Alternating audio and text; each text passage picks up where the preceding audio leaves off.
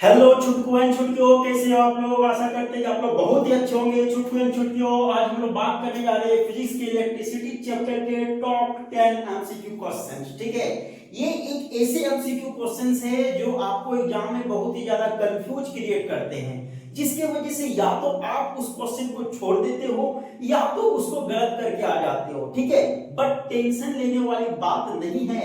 आज से आपको टेंशन नहीं लेना है। आज से आपका ये क्वेश्चन कभी भी गलती होने वाला नहीं है। आज से आपका सारा कंफ्यूजन दूर हो जाएगा। तो चलिए इसको स्टार्ट करते हैं। तो देखिए, पहला क्वेश्चन है कि the other name of potential difference is, यानी पोटेंशियल डिफरेंस का दूसरा नाम क्या है। पोटेंशियल डिफरेंस को हम और नाम से क्या जानते हैं। सबसे पहला है एम्पियरेज। क्या है amperage? Ampere is related to current, that means यह क्या हो जाएगा, गलत। क्या हो जाएगा, गलत। अब हो गया watt, watt is related to power, ये भी क्या हो गया, गलत हो गया। अब बच गया यहाँ पे पोटेंशियल एनर्जी और वोल्टेज। ठीक है ना। अब यहाँ पे देखिए, पोटेंशियल एनर्जी तो होगा ही नहीं, एनर्जी का तो कोई बात होता ही नहीं है यहाँ पे, टीवी हो गया, गलत हो गया। अब बच गया यहाँ पे वोल्टेज। क्या हो गया, वोल्टेज। एनर्जी का बात होता है, लेकिन पोटेंशियल डिफरेंस को हम एनर्जी, पोटेंशियल एनर्जी नहीं बोलते हैं, उसको हम क्या बोलते हैं, वोल्टेज बोलते हैं। क्या बोलते हैं, वोल्टेज बोलते हैं। ओके, क्वेश्चन नंबर टू क्या है, बोलता है when a 4 ohm resistor is connected across the terminals of a 12 volt battery, the number of coulombs passing through the resistor per second. ठीक है ना। कहने का मतलब क्या हो गया कि यहाँ पे ओम यानी रेजिस्टेंस कितना दिया, 4 ओम। ठीक है ना। कहने का मतलब क्या हुआ कि 12 वोल्ट बैटरी लगा हुआ है, उसमें 4 ओम रेजिस्टेंस है। ठीक है ना। तो यहाँ बात करना है कि number of coulomb per second. ठीक है ना, पर सेकेंड नंबर ऑफ कूलम कितना पास हो रहा है उसका बात करना है। ठीक है, तो यहाँ रेजिस्टेंस का जो वैल्यू दिया है 4 ओम दिया है। ओके, यहाँ पे जो वोल्टेज का वैल्यू दिया है 12 वोल्ट दिया हुआ है। अब बच गया यहाँ number of coulomb, number of coulomb यहाँ पे हो गया। Okay, number of coulomb. अब यहाँ पे आप लोग को कंफ्यूजन होगा। कंफ्यूजन इस बात का होगा कि आप लोग जानते हैं, क्या जानते हैं कि रेजिस्टेंस का फॉर्मूला में R इक्वल टू V बटा I होता है। कूलम का कहीं चर्चे नहीं है, कूलम का कहीं चर्चा ही नहीं है। तो क्या किया जाएगा, उस समय आपको थोड़ा दिमाग लगाना पड़ेगा। क्या दिमाग लगाना पड़ेगा कि कूलम क्या होता है। कूलम क्या है, कूलम यूनिट है। किसका यूनिट है, चार्ज का यूनिट है। कूलम क्या है, चार्ज का यूनिट है। अब चार्ज क्या है, चार्ज तो आप लोग को पता होगा ही, चार्ज क्या है। सो यहाँ पे करंट दिया है, that means current is related to charge, current is related to charge. क्योंकि हम जानते हैं कि पर यूनिट चार्ज जो फ्लो जो होता है कोई भी कंडक्टर में, वही उसका क्या है, करंट है। वही उसका क्या है, करंट है। दैट मींस जहां करंट लिखा हुआ है वही क्या करना है, कूलम लिखना है। वही क्या करना है, कूलम लिखना है। तो R इक्वल टू V बटा C ये करते हैं हम। तो R का वैल्यू दिया है 4, V का वैल्यू दिया है 12, C हो गया, C को ऊपर ले जाएंगे, हो गया 4C इक्वल टू 12। इसलिए C इक्वल टू कितना हो गया, 12 बटा 4 बोले तो 3, यानी नंबर ऑफ कूलम जो होगा कितना हो जाएगा, यहाँ पे 3 हो जाएगा। कितना हो जाएगा, 3 हो जाएगा। ओके, क्वेश्चन नंबर 3 क्या बोल रहा है कि the substance having infinitely high electrical resistance is called, वह सबस्टेंस को क्या बोलते हैं इसमें इन्फिनिटली हाई रेजिस्टेंस होता है, यानी इतना रेजिस्टेंस कि उसका कोई पता ही नहीं है। ठीक है ना। तो यहाँ ध्यान से समझिए, ऑप्शन है ए कंडक्टर। अब कंडक्टर किसको बोलेंगे, जिसमें अच्छा करंट फ्लो होगा। जब अच्छा करंट फ्लो होगा तो उसमें रेजिस्टेंस क्या होगा, कम होगा। दैट मींस ये ऑप्शन गलत हो गया। आगे हो गया रजिस्टर। अब रजिस्टर क्या होते हैं, रजिस्टर जो होते हैं कोई भी एलॉय से बने होते हैं। ओनली रजिस्टर का यदि बात करते हैं तो रजिस्टर तो एलॉय का बना होता है। ठीक है ना। तो एलॉय का यदि बनना होता है तो उसमें तो पहले से तो जानकारी होगा कि इस एलॉय का प्रयोग करेंगे तो इसके अनुसार हमको इतना रेजिस्टेंस मिलेगा, इस एलॉय का प्रयोग करेंगे तो उसके अनुसार से इतना रेजिस्टेंस मिलेगा। दैट मींस इसमें कोई इन्फिनिटी वाली बात नहीं है। दैट मींस ये भी क्या हो गया, गलत हो गया।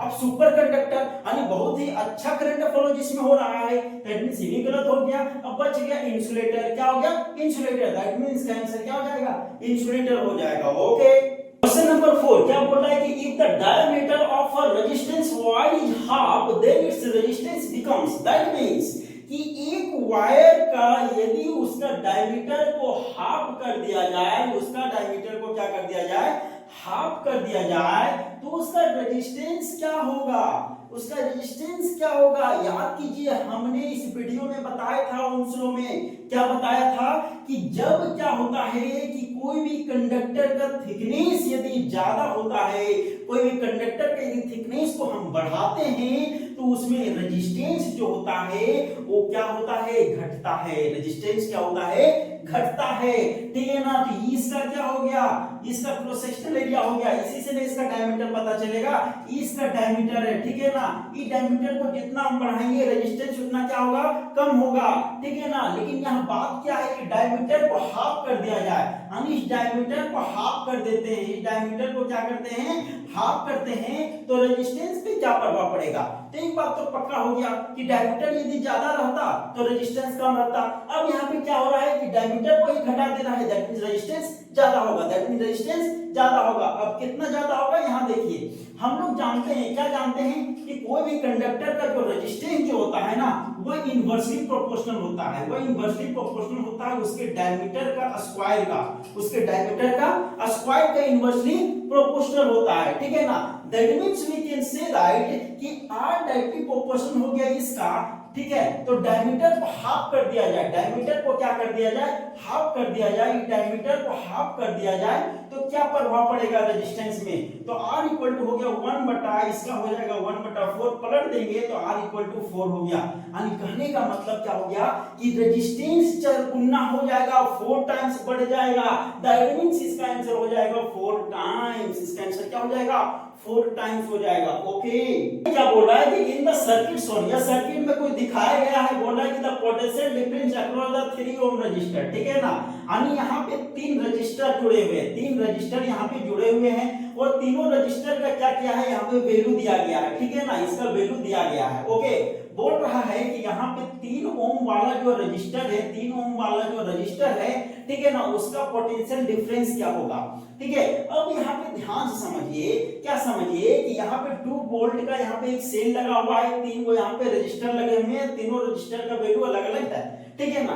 तो यहाँ पे क्या है, एक के सर्किट में तीनों रेजिस्टेंस को क्या किए, तीनों रजिस्टर को यहाँ पे जोड़ा हुआ है। दैट मींस हम कह सकते हैं कि तीनों एक ही सर्किट में जुड़ा हुआ है, दैट मींस तीनों रजिस्टर जो है वो क्या है, सीरीज कॉम्बिनेशन है, क्या है वो, सीरीज कॉम्बिनेशन है, ठीक है। सीरीज कॉम्बिनेशन पैरेलल कॉम्बिनेशन नहीं समझ में आता है तो यह वीडियो में जाकर देखिए, बहुत ही अच्छे कांसेप्ट से हमने बताया है। ओके, तो चलिए यहाँ पे फोकस कीजिए, यहाँ पे बोल रहा है 2 ओम, 3 ओम और 1 ओम है यहाँ पे, ठीक है। यहाँ पे सेल का वोल्ट जो है यहाँ पे 2 वोल्ट है।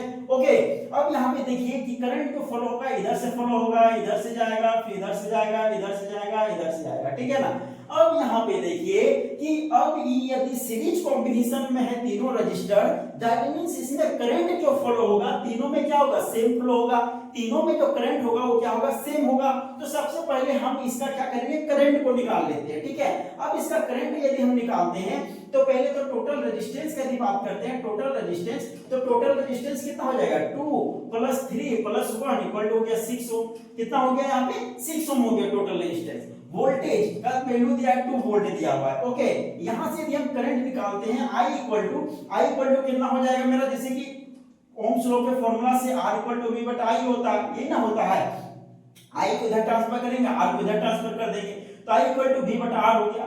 V का जो वैल्यू दिया है वो कितना है, 2 है, R का वैल्यू है 6, दैट मींस I हो जाएगा 1 बटा 3 एम्पियर हो जाएगा। I का जो वैल्यू हो जाएगा वो कितना हो जाएगा, 1 बटा 3 एम्पियर हो जाएगा। ओके, अब इसमें क्या करना है कि हमको पोटेंशियल डिफरेंस निकालना है, पोटेंशियल डिफरेंस, लेकिन किसका पोटेंशियल डिफरेंस, केवल इसका पोटेंशियल डिफरेंस। अब अभी हमने बोला कि जब एक के सब सीरीज कॉम्बिनेशन जुड़ा हुआ है तो सबका जो करंट होगा क्या होगा, सेम होगा, इसका भी करंट सेम, इसका भी करंट सेम, इसका भी करंट सेम, ठीक है ना। That means we can say that कि यहाँ पे R का वैल्यू 3 ओम है, करंट में आ गया 1 बटा 3 एम्पियर हो गया, वोल्टेज निकालना है कितना होगा तो हम यही फॉर्मूला से ये बनाएंगे, तो R इक्वल टू V बटा I हो गया, R का वैल्यू 3 हो गया, V निकालना है, I का वैल्यू 1 बटा 3 हो गया, ठीक है। अब इसको क्या करेंगे, इधर ट्रांसफर करेंगे तो हो जाएगा मल्टीप्लाई में, तो 3 × 1 बटा 3 इक्वल टू हो गया V, 3 कट गया, दैट मींस V का वैल्यू हो गया 1, दैट मींस इसका पोटेंशियल डिफरेंस कितना हो जाएगा, 1 हो जाएगा, कितना हो जाएगा, 1 हो जाएगा। ओके, क्वेश्चन नंबर 6 क्या बोल रहा है कि the lens in a house hold circuit, आप जो घर का जो सर्किट है, ठीक है, घर का वायरिंग का जो सर्किट है, ठीक है ना, उसमें कोई भी बल्ब को यदि आप कनेक्ट किए हो ठीक है, तो उसको पैरेलल में ही कनेक्ट क्यों किया जाता है, ठीक है ना, इसका कारण क्या है, तो बोला कि this way the required less current, ऐसा तो कोई बात नहीं है, ठीक है ना, ये गलत हो गया।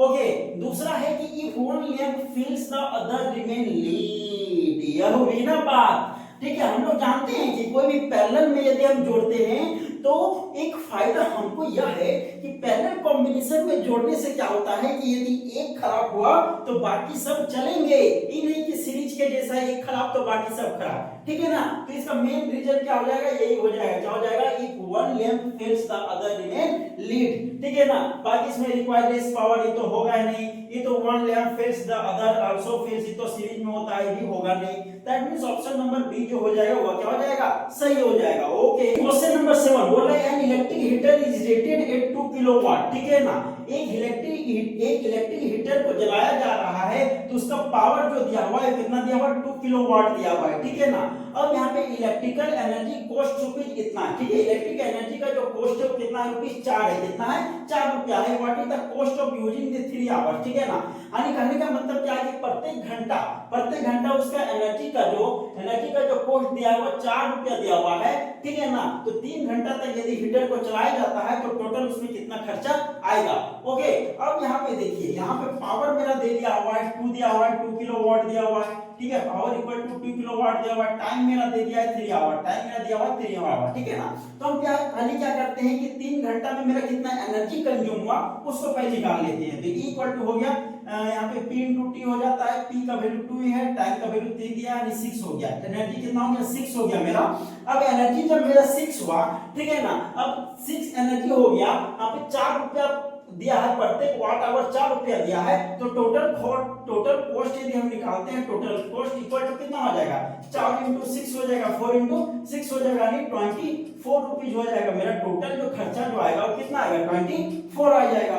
ओके, देखिए क्वेश्चन नंबर 8 जो बहुत ही बेहतरीन है और बहुत ही ज्यादा इंपॉर्टेंट भी है, क्या बोल रहा है कि the heat is produced in a wire of resistance x when a current y flows through it, time is z is given by E, that means we can see that बोल रहा है कि एक वायर में heat क्या होगा, एक wire में हीट क्या होगा यदि उसका रेजिस्टेंस x दिया गया है, रेजिस्टेंस कितना दिया गया है, x दिया गया है, करंट को y माना है और यहाँ पे टाइम को z माना है, तो इसमें हीट क्या होगा, इसमें हीट क्या होगा, हीट एनर्जी क्या होता है इस वीडियो में हमने बताया है। ओके, तो यहाँ ध्यान दीजिए, हम लोग जानते हैं कि heat equal to I square into R into T, यही फॉर्मूला है और इसी में केवल इसको वेरिएबल को चेंज करके केवल पुट कर देना है। अब यहाँ देखिए आई फॉर करंट यहाँ पे क्या दिया है, current Y, that means Y square, R बोले तो रेजिस्टेंस को क्या माना है x, दैट मींस x हो गया, और t टाइम को क्या माना है z, बोले तो यहाँ पे z हो गया। अब जो ऑप्शन में y स्क्वायर x z है वही ऑप्शन सही हो जाएगा। ध्यान दीजिए यहाँ पे option number A x square है नहीं है, दैट मींस गलत हो गया। क्वेश्चन नंबर बी में x y z y square x और z ये सही हो जाएगा। बाकी देखिए z स्क्वायर है नहीं है, गलत हो गया। यहाँ पे देखिए किसी में स्क्वायर नहीं है, नहीं गलत हो गया। That means option number B जो होगा मेरा सही हो जाएगा। कोई बात नहीं है, इसको इधर उधर दे दिया है कोई बात नहीं है, लेकिन क्या है y स्क्वायर मिल रहा है, y स्क्वायर हो गया, x मिल रहा है x हो गया और z मिल रहा है यहाँ पे z हो गया। ओके, क्वेश्चन नंबर 9 बहुत ही बेहतरीन सवाल है। A wire of resistance R1 is cut into 5 equal pieces. These 5 pieces of wire are then connected in parallel. If the resultant resistance of this combination be R2, then the ratio R1 बटा R2 is, कहने का मतलब क्या है कि एक wire जिसको resistance R1 माना है उसको क्या बोल रहा है कि 5 इक्वल पीस में उसको काट दिया जाता है। सपोज दैट एक वायर है, इसको 5 इक्वल पीस में क्या किया गया है, इसको काट दिया गया है। 5 इक्वल पीस में क्या किया है, काट दिया गया। अब इक्वल दिखने ना, लेकिन सपोज कीजिए, मान लीजिए इसको कि 5 इक्वल पीस में इसको क्या किया, काट दिया गया, ठीक है ना। और पांचों पीस को पैरेलल में जोड़ रहा है। किसमें जोड़ रहा है, पैरेलल में। किसमें जोड़ रहा है, पैरेलल में जोड़ रहा है। तो जो मेरा रिजल्टेंट रेजिस्टेंस है उसको R2 माना है, रिजल्टेंट रेजिस्टेंस को R2 माना है, ठीक है ना।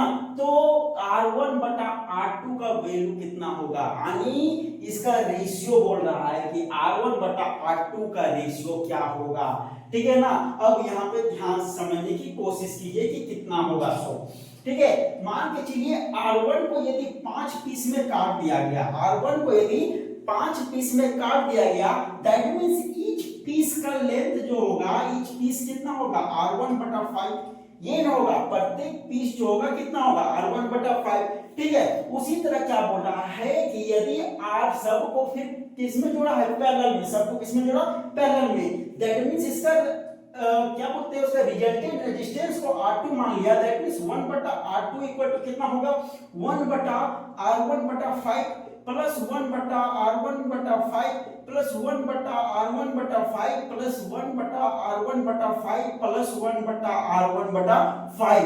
क्यों? क्योंकि प्रत्येक का जो लंबाई है वो क्या है, सेम है, प्रत्येक का जो लेंथ है वो क्या है, सेम है, इसी कारण इसको सेम माने हैं। अब यहाँ ध्यान दीजिए 1/R2 इक्वल टू हो गया, इस सब 5 को पलट देंगे तो चल जाएगा सब ऊपर, सब कहां चल जाएगा ऊपर, और नीचे हो जाएगा R1, क्या हो जाएगा R1। ठीक है, अब यहाँ पे देखिए, अब यहाँ पे देखिए कितना 5, 1 2 3 4 5। ठीक है, सब का बेस सेम है, दैट मींस नीचे हो गया R1, ऊपर में सब जोड़ेंगे 5 10 15 20 25, कितना हो गया 25। दैट मींस यहाँ हो गया 1/R2 इक्वल टू 25/R1 हो गया, 1/R2 इक्वल टू 25/R1 हो गया। अब इसका रेशियो चाहिए, R1/R2 का रेशियो चाहिए, दैट मींस यह R1 को यदि हम यहाँ ट्रांसफर कर देते हैं, क्रॉस मल्टीप्लाई कर देते हैं, तो यहाँ पे हो गया R1, ठीक है, ये चल जाएगा इधर, मतलब हो गया 25R2, कितना हो गया 25R2 हो गया। अब ये R2 को इधर ले आएंगे तो हो गया R1/R2 इक्वल टू 25, यानी R1/R2 का जो वैल्यू होगा वो कितना हो जाएगा 25 हो जाएगा, option number D. Okay, question number 10 जो आखिरी क्वेश्चन है, ठीक है, बोल रहा है कि विच स्टेटमेंट या स्टेटमेंट्स की जो आर करेक्ट, यहाँ पे 3 स्टेटमेंट दिए गए हैं, बताइए कि तीनों स्टेटमेंट में कौन स्टेटमेंट सही है। पहला स्टेटमेंट बोल रहा है कि an ammeter is connected in series, ammeter से क्या बोलते हैं कि हम करंट को मापते हैं, यानी अमीटर से क्या करते हैं, हम करंट को मापते हैं, ठीक है ना। तो अमीटर को सीरीज में कनेक्ट किया जाता है, अब कॉस अमीटर को सीरीज में कनेक्ट किया जाता है ना। और circuit and voltmeter is connected in parallel, ठीक है ना। बोल रहा है कि वोल्टमीटर को पैरेलल में कनेक्ट किया जाता है, ऑफ कोर्स वोल्टमीटर को पैरेलल में ही कनेक्ट किया जाता है, हमने इस वीडियो में बताया है, जाके देख सकते हो। ओके, अब यहाँ पे देखिए स्टेटमेंट 2 बोल रहा है an ammeter has a high resistance, तीसरा statement a voltmeter has a low resistance, ठीक है ना। तो पहला यहाँ पे देखिए अमीटर को सीरीज में और वोल्टमीटर को पैरेलल में, ऑफ कोर्स ये स्टेटमेंट क्या है, सही है। लेकिन बोला कि एक अमीटर का हाई रेजिस्टेंस होता है, अमीटर को रेजिस्टेंस से क्या लेना देना है, वो तो मेजरमेंट का एक इंस्ट्रूमेंट है, ये गलत हो गया। उसी तरह वोल्टमीटर लो रेजिस्टेंस, वोल्टमीटर तो वोल्टेज को मापने वाला एक इंस्ट्रूमेंट है, इसको रेजिस्टेंस से क्या लेना देना है, यानी ये भी गलत हो गया। दैट मींस यहां ऑप्शन नंबर डी, यानी स्टेटमेंट केवल 1 क्या होगा, सही होगा, ठीक है। तो आई होप कि यह 10 मोस्ट इंपोर्टेंट क्वेश्चन आपको बहुत ही अच्छा लगा होगा, और इसी तरह और इंपोर्टेंट क्वेश्चन पाने के लिए और अच्छा कंसेप्ट पाने के लिए चैनल को सब्सक्राइब जरूर कीजिए, वीडियो को अपने दोस्तों से जरूर शेयर कीजिए, और वीडियो अच्छा लगा हो तो लाइक जरूर कीजिए। मिलते हैं इसी तरह एक नेक्स्ट बेहतरीन वीडियो में, धन्यवाद।